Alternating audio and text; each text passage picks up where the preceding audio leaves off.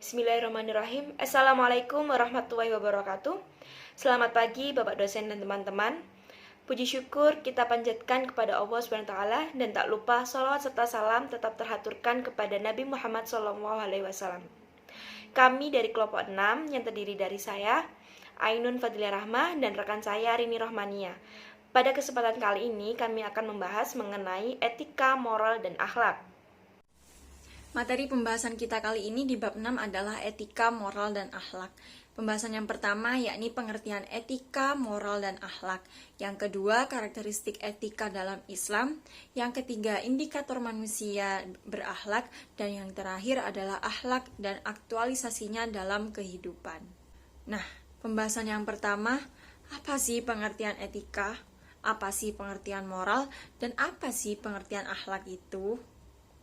Etika itu adalah ajaran yang berbicara tentang baik dan buruk yang menjadi ukurannya adalah akal. Karena etika merupakan bagian dari filsafat. Filsafat itu apa sih? Filsafat merupakan pengetahuan dan penyelidikan dengan akal budi mengenai sebab akibat asas hukum dengan mengetahui kebenarannya. Menurut pandangan ahli-ahli filsafat, etika memandang tingkah laku, perbuatan manusia secara universal atau umum. Nah, selanjutnya moral. Moral itu segala tingkah laku manusia yang mencakup sifat baik dan buruk dari tingkah laku manusia. Yang menjadi ukurannya adalah tradisi yang berlaku di suatu masyarakat. Nah, moral ini berasal dari bahasa Latin mores, kata jamak dari mos yang berarti adat kebiasaan. Dalam bahasa Indonesia, moral diterjemahkan dengan arti susila. Abul A'la Ma'ududi mengemukakan adanya moral Islam dalam bukunya Ethical Viewpoint of Islam dan memberikan garis tegas antara moral sekuler dan moral Islam. Apa sih moral sekuler itu dan apa sih moral Islam itu? Moral sekuler berasal dari pikiran dan perasaan manusia yang beraneka ragam. Sedangkan moral Islam bersandar kepada bimbingan dan petunjuk Allah dalam Al-Quran dan Sunnahnya. Nah, selanjutnya yakni akhlak. Akhlak itu adalah ajaran yang berbicara tentang baik dan buruknya adalah wahyu Allah yang universal atau umum. Bisa juga disebut dengan budi pekerti ataupun kelakuan. Ibnu Miskawai berpendapat bahwa akhlak adalah keadaan jiwa seseorang untuk mendorongnya untuk melakukan perbuatan-perbuatan tanpa melalui pertimbangan pikiran terlebih dahulu. Menurut Al-Ghazali, akhlak itu suatu sifat yang tertanam dalam jiwa yang timbul akibat perbuatan-perbuatan dengan mudah tanpa memerlukan pertimbangan pikiran. Dalam KBBI, akhlak adalah budi pekerti atau kelakuan, sedangkan dalam bahasa Arab artinya tabiat, perangai, kebiasaan, ataupun agama. Namun, kata seperti itu tidak ditemukan di dalam Al-Quran. Yang ditemukan hanyalah kata tunggal, yakni khuluq, yang tercantum dalam surat Al-Qalam ayat 4. Wa innaka la'ala khuluqin azim, yang artinya, dan sesungguhnya engkau benar-benar berada di atas budi pekerti yang agung. Terdapat juga di dalam hadis Nabi Muhammad SAW, innama bu'itsu li utammimma makarimal akhlaq, yang artinya tidak sekali-kali saya diutus oleh Allah kecuali hanya satu, untuk menyempurnakan akhlak, untuk membangun akhlakul karimah. Apa sih perbedaannya antara moral dan etika itu? Nah, yang pertama, etika lebih banyak bersifat teori, sedangkan moral lebih banyak bersifat praktis. Yang kedua, etika itu memandang tingkah laku secara universal atau umum, sedangkan moral itu secara lokal. Dan yang ketiga, moral itu menyatakan ukuran, sedangkan etika menjelaskan ukuran itu. Seperti itu. Etika dalam Islam. Etika dalam Islam ini mengajarkan dan menuntun manusia kepada tingkah laku yang baik dan menjauhkan diri dari tingkah laku yang buruk. Selanjutnya, etika dalam Islam ini juga menetapkan bahwa yang menjadi sumber moral, ukuran baik buruknya perbuatan didasarkan kepada ajaran Allah Subhanahu wa taala dalam Al-Qur'an dan ajaran Rasulnya dalam sunnah. Selanjutnya, etika dalam Islam ini bersifat universal dan komprehensif. Universal artinya itu secara umum, dan komprehensif itu sesuatu yang sifatnya luas dan lengkap. dan dapat diterima oleh seluruh umat manusia di segala waktu dan tempat. Nah, dengan ajaran-ajarannya yang praktis dan tepat, cocok dengan fitrah atau naluri dan akal pikiran manusia atau manusiawi, maka etika Islam dapat dijadikan pedoman oleh seluruh manusia. Selanjutnya, etika Islam ini juga mengatur dan mengarahkan fitrah manusia ke jenjang akhlak yang luhur dan meluruskan perbuatan manusia di bawah pancaran sinar petunjuk Allah Subhanahu wa taala menuju keridhoannya. Dengan melaksanakan etika Islam, niscaya akan selamat manusia dan pikiran-pikiran dan perbuatan yang keliru dan menyesatkan. Hamzah Yakub 1983-19. Oke, next. Ini adalah etika dalam pandangan barat. Etika dalam pandangan barat ini yakni beranggapan bahwa setiap seni, ilmu terapan, penelitian sistematis, dan tindakan serta pilihan tampaknya bertujuan baik. Yang baik oleh karenanya didefinisikan dengan tepat sebagai sesuatu di mana semua hal mengarah ke sana. Nah, baik menurut barat itu apa sih? Yang pertama, hal yang secara intrinsik baik. Intrinsik itu nilai yang ada di dalam sesuatu yang dapat berdiri sendiri. Dan yang kedua, hal yang baik karena kondusif terhadap baik secara intrinsik.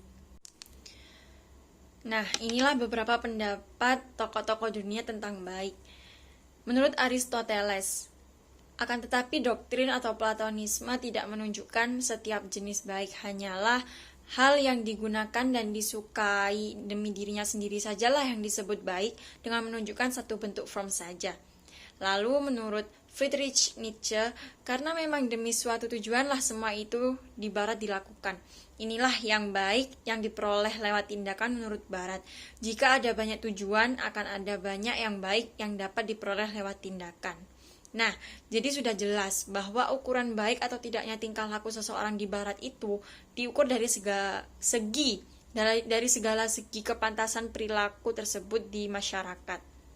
Jika masyarakat pada waktu itu menganggapnya perilaku seseorang tersebut sebagai sebuah kewajaran, maka itu adalah ukuran kebaikan di barat. Namun, dalam Islam, ukuran kebaikan dan keburukan itu sudah jelas tertera di dalam Al-Quran. Selanjutnya ada 3 macam nafsu menurut Ibnu Arabi. Ada nafsu syahwaniyah, ada nafsu godrobiyah, dan nafsu nadhikoh. Yang pertama, nafsu syahwaniyah. Apa sih nafsu syahwaniyah itu? Adalah nafsu yang ada pada manusia dan binatang. Nafsu ini cenderung pada kelezatan jasmaniah, misalnya makan, minum, dan nafsu seksual. Jika nafsu ini tidak terkendali, manusia menjadi tidak ada bedanya dong dengan binatang. Sikap hidupnya pun menjadi hedonistik. Apa sih hedonistik itu? Hedonistik itu adalah kesenangan dan kenikmatan materi sebagai tujuan utama dalam hidupnya. Na'udzubillah. Selanjutnya yakni nafsu godrobiyah. Nafsu ini juga ada pada manusia dan binatang, yaitu nafsu yang cenderung pada amarah, merusak, menguasai, dan mengalahkan yang lain. Nafsu ini lebih berbahaya tentunya daripada nafsu syahwaniyah jika tidak terkendali, karena dapat mengalahkan akal. Selanjutnya yang terakhir adalah nafsu nadhikoh. Ialah nafsu yang bisa membedakan manusia dan binatang. Dengan nafsu ini manusia dapat berpikir dengan baik, berzikir, mengambil hikmah, dan memahami fenomena alam. Nafsu ini menjadikan manusia dapat membedakan yang baik dan yang buruk. Nah, apabila manusia dapat mengoptimalkan nafsu nadhikoh ini untuk mengendalikan nafsu syahwaniyah dan nafsu godrobiyah, insya Allah manusia akan dapat menjadi lebih unggul dan mulia. Pada akhirnya lahirlah manusia-manusia yang berakhlakul karimah, insya Allah. Pada pembahasan yang ketiga, kami akan menjelaskan mengenai indikator manusia berakhlak, pendapat para ahli tasawuf, dan bagaimana sih ciri-ciri orang yang beriman dan berakhlak. Indikator manusia berakhlak disebut dengan husnul al-khuluq, ialah tertanamnya iman dalam hati dan teraplikasikannya takwa dalam perilaku. Sehingga di sini keimanan dan ketakwaan pada seseorang harus diaplikasikan dalam kehidupan sehari melalui perilaku. Nah, sebaliknya jika manusia yang tidak berakhlak, yaitu manusia yang dalam hatinya terdapat kemunafikan. Nah, kemunafikan yang di sini yang dimaksud itu tidak adanya kesesuaian antara hati dan perilaku. Sehingga dapat disimpulkan bahwa kita sebagai manusia harus taat akan perintah Allah dan tidak mengikuti hawa nafsu. Lalu bagaimana pendapat para ahli tasawuf mengenai indikator manusia berakhlak? Ya, di sini para ahli tasawuf mengungkapkan bahwa indikator manusia berakhlak yaitu manusia yang memiliki budaya malu dalam berinteraksi, dalam hati manusia selalu tenang, disenangi teman bahkan lawan, manusia yang tidak pendendam, suka berterima kasih, tidak suka mengadu domba, dan masih banyak hal lainnya yang diungkapkan oleh para ahli tasawuf. Lalu bagaimana dengan ciri-ciri manusia yang beriman dan berakhlak? Ya, jika akhlak di sini dipahami sebagai pandangan hidup, manusia berakhlak yaitu manusia yang selalu menjaga keseimbangan antara hak dan kewajibannya dalam menjaga hubungan dengan Allah, hubungan sesama makhluk, dan alam semesta. Sehingga pun di dalam Al-Quran sudah disebutkan ciri-ciri manusia yang beriman dan memiliki akhlak mulia. Nah, di sini sudah disebut ciri-ciri. Nah, di sini disebutkan ciri-ciri yang pertama yaitu istiqomah atau konsekuen dalam pendirian yang sudah disebutkan dalam Quran surat Al-A'raf ayat 13 yang berbunyi, sesungguhnya orang-orang yang berkata Tuhan kami adalah Allah, kemudian mereka tetap istiqomah, tidak ada rasa khawatir pada mereka dan mereka tidak pula bersedih hati. Nah, penjelasannya yaitu kalau kita punya Allah, ngapain kita harus takut, ngapain kita harus punya rasa sedih, punya rasa khawatir yang berlebih kalau kita punya Allah. Nah, maka dari itu Allah pun sudah berfirman kepada kita untuk kita sebagai manusia harus beristiqomah dan konsekuen dalam pendirian kita. Pada ciri-ciri yang kedua yaitu suka berbuat kebaikan dan berbuat adil yang sudah disebutkan dalam surat Al-Baqarah ayat 12 yang berbunyi, ingatlah sesungguhnya merekalah yang berbuat kerusakan tetapi mereka tidak menyadari. Maksud dalam ayat ini yaitu Allah sudah mengingatkan kita bahwa sesungguhnya itu kita yang penyebab kerusakan yang ada di dunia ini. Namun, kita sebagai manusia banyak yang tidak menyadari akan hal itu. Maka dari itu, kita diingatkan untuk selalu berbuat kebaikan dan berbuat adil. Ciri-ciri yang ketiga yaitu memenuhi amanah dan berbuat adil yang sudah disebutkan dalam Quran Surat An-Nisa ayat 58 yang bunyinya, sungguh Allah menyuruhmu menyampaikan amanah kepada yang berhak menerimanya, dan apabila kamu menetapkan hukum di antara manusia, hendaknya kamu menetapkannya dengan adil. Sungguh Allah sebaik-baik yang memberi pengajaran kepadamu. Sungguh Allah Maha mendengar, Maha melihat. Pada Quran Surat An-Nisa ayat 58 sudah sangat jelas bahwa Allah menyuruh kita untuk menyampaikan amanah. Sehingga apabila kita dikasih amanah, ya hendaknya kita menyampaikannya kepada yang berhak menerimanya. Dan apabila kita sebagai manusia diberi hak untuk menetapkan hukum di antara manusia, maka kita harus melakukannya dengan seadil-adilnya, gitu. Walaupun kembali lagi yang maha adil adalah Allah. Ciri-ciri yang selanjutnya yaitu kreatif dan tawakal yang sudah disebutkan dalam surat Ali Imran ayat 160 yang artinya, jika Allah menolong kamu, maka tidak ada yang dapat mengalahkan kamu. Tetapi jika Allah membiarkan kamu dalam artian tidak memberikan pertolongan, maka siapa yang dapat menolongmu setelah itu? Karena itu, hendaklah kepada Allah saja orang-orang beriman bertawakal. Maksud dalam ayat ini yaitu, kamu itu menang, kamu itu kuat karena pertolongan Allah. Jadi kalau Allah sudah membiarkan kamu tidak memberikan pertolongan, kayak siapa lagi yang bakalan menolong kalian gitu loh. Maka dari itu hendaklah kita sebagai manusia kita harus selalu bertawakal kepada Allah. Ciri-ciri yang kelima yaitu disiplin waktu dan produktif dalam Quran Surat Al-Asr. Kita semua pasti paham yang dimaksud dengan Quran Surat Al-Asr, yaitu sudah dijelaskan bahwa sesungguhnya kita sebagai manusia dikatakan merugi, kecuali orang-orang yang beriman dan mengerjakan waktu dalam hal kebaikan. Sehingga disiplin waktu di sini sangat penting, atau istilah lainnya kita bisa disebutkan dengan time is money. Maka dari itu, dengan adanya waktu kita harus memanfaatkan dengan baik dengan cara berproduktif setiap harinya. Ciri-ciri yang terakhir yaitu melakukan sesuatu secara profesional dan harmonis yang dijelaskan dalam Quran Surat Al-A'raf ayat 31 yang berbunyi, wahai anak cucu Adam, pakailah pakaianmu yang bagus pada setiap memasuki masjid, makan dan minumlah, tetapi jangan berlebihan, sungguh Allah tidak menyukai orang yang berlebih-lebihan.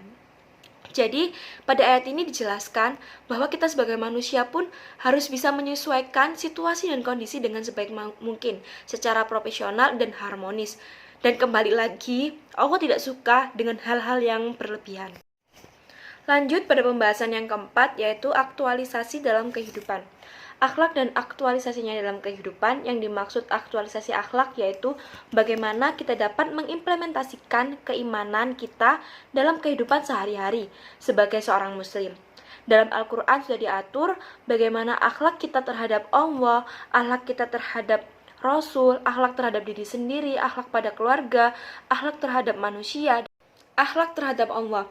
Yang dimaksud di sini yaitu kita sebagai manusia harus mentauhidkan Allah, tidak berbuat musyrik, bertakwa pada Allah, berzikir hanya kepada Allah, dan bertawakal hanya pada Allah. Nah, bentuk kecil saja akhlak terhadap Allah yaitu apabila kita kalau mau sholat, kita pasti menggunakan pakaian yang sangat rapi ataupun pakaian yang layak lah untuk menghadap Allah. Itu sudah menjadi salah satu contoh kecil akhlak kita terhadap Allah. Selanjutnya, akhlak terhadap Rasulullah bisa dicontohkan dengan kita selalu mengikuti atau menjalankan sunnah-sunnahnya, meneladani akhlaknya, dan bersalawat kepadanya. Selanjutnya, akhlak terhadap diri sendiri dalam bentuk sikap sadar, sikap syukur, sikap amanah atau jujur, sikap tawadu. Kenapa sih kok terhadap diri sendiri juga kita harus berakhlak? Ya, karena kalau bagi saya, bagaimana kita bisa berakhlak kepada orang lain, sedangkan diri sendiri masih diajukan. Selanjutnya, akhlak terhadap keluarga bisa diaktualisasikan dengan birrul walidain, atau berbakti kepada orang tua, membina dan mendidik keluarga, dan tentunya memelihara keturunan. Dan selanjutnya ada akhlak terhadap manusia. Akhlak terhadap manusia di sini merajut ukhuwah, di mana kita harus bisa menjalin ukhuwah Islamiyah, ta'awun atau saling tolong-menolong, dan suka memaafkan kesalahan orang lain dan menepati janji. Dan yang terakhir ada akhlak terhadap sesama makhluk. Jadi kita sebagai manusia tidak hanya berakhlak kepada diri sendiri, akhlak kepada Allah, akhlak kepada Rasulullah, keluarga, manusia, tapi juga kita sebagai manusia harus bisa berakhlak terhadap semua ciptaan Allah atau seluruh alam semesta ini, baik itu hewan maupun tumbuhan. Kita harus bisa perlakukannya dengan sangat baik. Sebelum kami tutup pembahasan pada kali ini, ada sedikit kutipan yaitu manusia berakhlak pasti berpendidikan tinggi, sedangkan manusia berpendidikan tinggi belum tentu berakhlak. Maka dari itulah sebabnya Rasulullah diutus untuk memperbaiki akhlak manusia. Mungkin itu saja yang bisa kami sampaikan mengenai moral, etika, dan akhlak.